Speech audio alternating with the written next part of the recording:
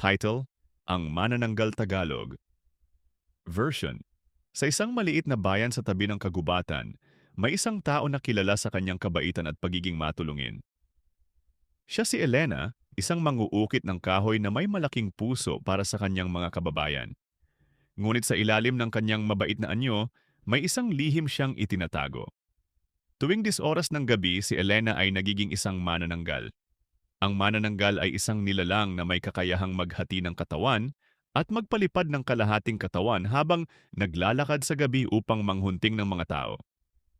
Isang gabi habang si Elena ay patungo sa kagubatan upang manghunting, isang batang lalaki ang nakatagpo sa kanya. Nagtanong ang batang lalaki, "Bakit po kayo lumilipad, Ate Elena?" Biglang huminto si Elena at ang kalahating katawan niyang humanoid ay naglaho sa dilim. "Huwag kang mag-alala, bata," sagot ni Elena. "Ako lang ay isang nilalang na naghahanap ng pagkain." Ngunit hindi na nagpatuloy pa ang batang lalaki at nagmadaling umuwi.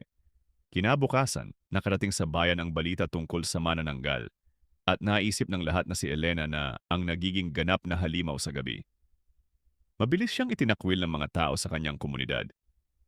Tumakas si Elena sa kagubatan at sa mga tao na sumunod, hindi na siya muling nakitang buhay.